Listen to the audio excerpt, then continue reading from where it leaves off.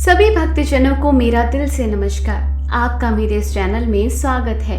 आज मैं आपको महाशिव पुराण का 7वां और 8वां अध्याय सुनाने जा रही हूँ। अगर आप चैनल पे नए हैं तो प्लीज सब्सक्राइब जरूर करें।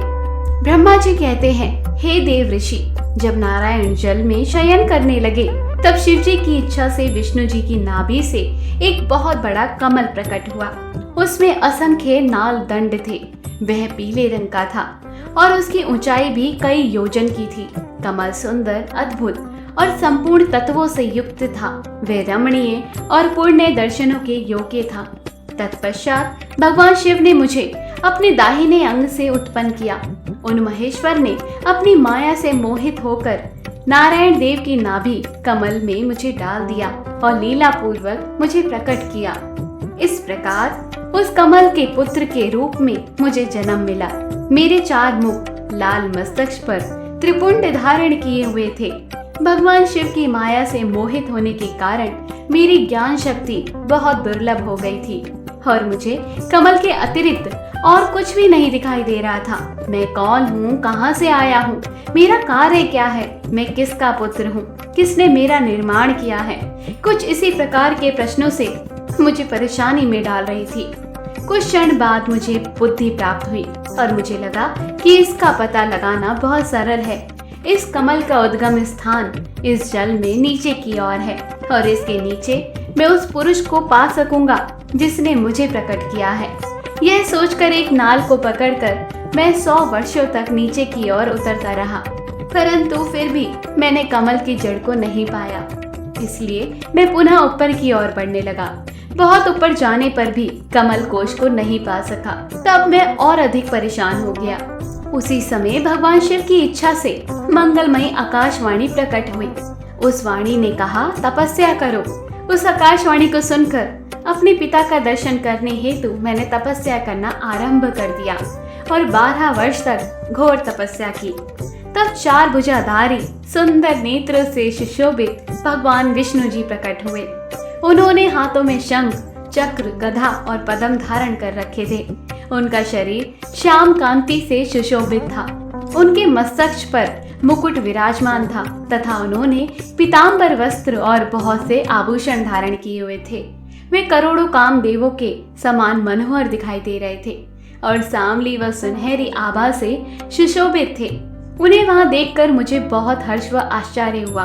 भगवान शिव की लीला से हम दोनों में विवाद छिड़ गया कि हम में से बड़ा कौन है। उसी समय हम दोनों के बीच में एक ज्योतिर्मय लिंग प्रकट हो गया। हमने उसका पता लगाने का निश्चय किया।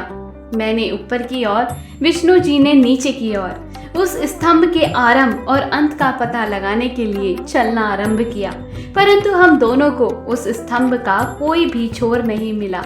थक कर हम दोनों अपने उसी स्थान पर आ गए। हम दोनों ही शिव जी की माया से मोहित थे। श्री हरि ने सभी ओर से परमेश्वर शिव को प्रणाम किया। ध्यान करने पर भी हमें कुछ ज्ञात न हो सका। तब मैंने और श्री हरि ने अपने मन को शुद्ध करते हुए अग्नि स्तंभ को प्रणाम किया। हम दोनों कहने लगे, महाप्रभु, हम आपके स्वरूप को नहीं जानते। आप जो भी है, हम आपको नमस्कार करते हैं। आप शीघ्र ही हमें अपने असली रूप में दर्शन दे। इस प्रकार हम दोनों अपने अहंकार को भूलकर भगवान शिव को नमस्कार करने लगे। ऐसा करते हुए 100 वर्ष बीत गए और यहीं 7वां अध्याय का समापन हुआ। अगर आपको 7वां अध्याय समझ आया तो हमारे चैनल को सब्सक्राइब करें, वीडियो को ज्यादा से ज्यादा शेयर करें। शिव पुराण का 8वां अध्याय। ब्रह्मा जी बोले, मुनि श्रेष्ठ नारद, हम दोनों देवता घमंड को भूलकर निरंतर भगवान शिव का स्मरण करने लगे। हमारे मन में ज्योतिर्लिंग के रूप में प्रकट परमेश्वर के वास्तविक रूप का दर्शन करने की इच्छा और प्रबल हो गई। शिव शंकर गरीबों के प्रतिपालक, अहंकारियों के गर्व को चूर करने वाले तथा सबके अविनाशी प्रभु हैं। वे हम पर दया करते हुए हमारी उपासना से प्रसन्न हो गए। उस समय वहां उन सुर श्रेष्ठ से ओम नाद स्पष्ट रूप से सुनाई देता था। उस नाद के विषय में मैं और विष्णु जी दोनों यही सोच रहे थे कि ये कहाँ से सुनाई पड़ रहा है। उन्होंने लिंग के दक्षिण भाग में सनातन आदि वर्ण अकार का दर्शन किया, उत्तर भाग में उकार का, मध्य भाग में मकार का और अंत में ओम नाद का साक्षात दर्शन एवं अनुभव किया। दक्षिण भाग में प्रकट हुए आकार का सूर्य मंडल के समान तेजोमय रूप देखकर जब उन्होंने उत्तर भाग में देखा तो वह अग्नि के समान दीप्तिशाली दिखाई दिया।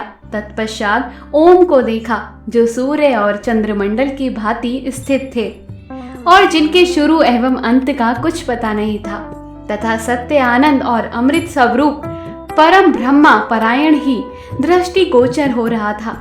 परंतु ये कहाँ से प्रकट हुआ, इस अग्नि स्तंभ की उत्पत्ति कहाँ से हुई, यह श्री हरि सोचने लगे तथा इसकी परीक्षा लेने के संबंध में विचार करने लगे। तब श्री हरि ने भगवान शिव का चिंतन करते हुए वेद और शब्द के आवेश से युक्त अनुपम अग्नि स्तंभ के नीचे जानने का निर्णय लिया। मैं और विष्णु जी विश्व आत्मा शिव का चिंतन कर रहे थे, तभी वहाँ एक ऋषि प्रकट हुए।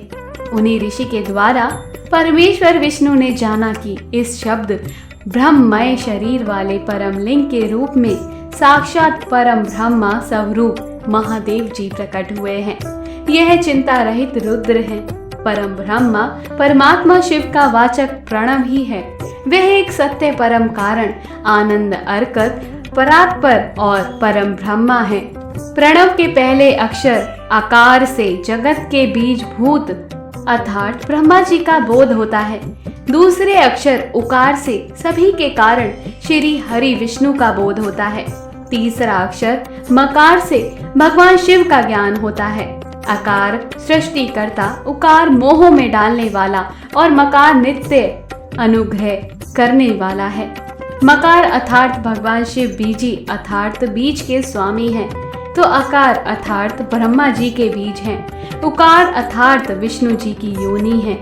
महेश्वर बीजी बीज और योनि है। इस सभी को नाद कहा गया है। बीजी अपने बीज को अनेक रूपों में विभक्त करते हैं।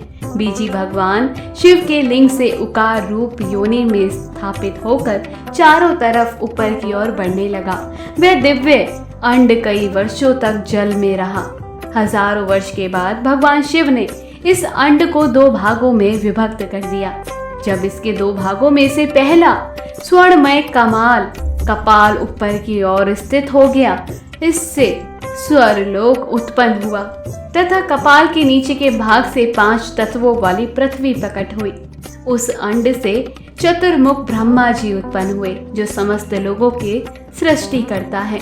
भगवान महेश्वर ही अ उ व म त्रिविध रूपों में वर्णित है, इसलिए ज्योतिर्लिंग स्वरूप सदाशिव को ओम कहा गया है। इसकी सिद्धि यजुर्वेद में भी होती है। देवेश्वर शिव को जानकर विष्णु जी ने शक्ति संभूत मंत्रों द्वारा उत्तम एवं महान अद्भुत दया से सुशोभित भगवान शिव की स्तुति करनी शुरू कर दी। इसी समय मैंने और विश्वपालक भगवान विष्णु ने एक अद्भुत व सुंदर रूप देखा, जिसकी 5 मुख 10 भुजा, कपूर के समान गौरवर्ण, परम कांतिमय, अनेक आभूषणों से विभूषित, महान उदार, महावीर्यवान और महापुरुषों के लक्षणों से युक्त था और जिसके दर्शन पाकर मैं और विष्णु जी धन्य हो गए। तब परमेश्वर महादेव भगवान प्रसन्न होकर अपने दिव्यमय रूप में स्थित हो गए। आकार उनका मस्तक और आकार ललाट है। इकार दाहिना और इकार बायां नेत्र है। उकार दाहिना और उकार बायां कान है। त्रिकार दायां और त्रिकार बायां गाल है। लि री उनकी नाक के छिद्र हैं। एकार और एकार उनके दोनों होंठ है। ओकार और ओकार उनकी दोनों दंत पंक्तियां हैं। अम और अह देवाधिदेव शिव के तालु हैं। क आदि 5 अक्षर उनके दाहिने 5 हाथ हैं और च आदि बाएं 5 हाथ हैं। त और ट से शुरू 5 अक्षर उनके पैर हैं। पकार पेट है। फकार दाहिना और बकार बायां पार्श्व भाग है। भकार कंधा, मकार हृदय है। हकार नाभि, य से स तक के 7 अक्षर 7 धातुएं हैं जिनमें भगवान शिव का शरीर बना है। इस प्रकार भगवान महादेव व भगवती उमा के दर्शन कर हम दोनों कृतार्थ हो गए। हमने उनके चरणों में प्रणाम किया। तब हमें 5 कलाओं से युक्त ओंकार जनित मंत्र का साक्षात्कार हुआ। तत्पश्चात महादेव जी तत्वमसि महाकाव्य दृष्टि गोचर हुआ, जो परम उत्तम मंत्र रूप है। इसके बाद धर्म और अर्थ का साधक बुद्धि स्वरूप 24 अक्षरीय गायत्री मंत्र प्रकट हुआ, जो पुरुषार्थी रूप फल देने वाला है। तत्पश्चात महामृत्युंजय मंत्र, फिर पंचाक्षर मंत्र तथा दक्षिणा मूर्ति व चिंतामणि का साक्षात्कार हुआ। इन 5 मंत्रों को विष्णु भगवान ने ग्रहण कर जपना आरंभ किया। ईशो के मुकुट मणि ईशान है, जो पुरातत्व पुरुष है, हृदय को प्रिय लगने वाले, जिनके चरण सुंदर है, जो सांप को आभूषण के रूप में धारण करते हैं, जिनके पैर व नेत्र सभी और हैं, जो मुझ ब्रह्मा के अधिपति, कल्याणकारी तथा सृष्टि पालन एवं संहार करने वाले हैं। उन वरदायक शिव की मेरे साथ भगवान विष्णु ने प्रिय वचनों द्वारा संतुष्ट चित्त से स्तुति करी। यही 8वां अध्याय समापन होता है। अगर ये 8वां अध्याय आपको समझ आया, अगर पसंद आया, तो हमारे चैनल को सब्सक्राइब करें, वीडियो को ज़्यादा से ज़्यादा शेयर करें। हर हर महादेव।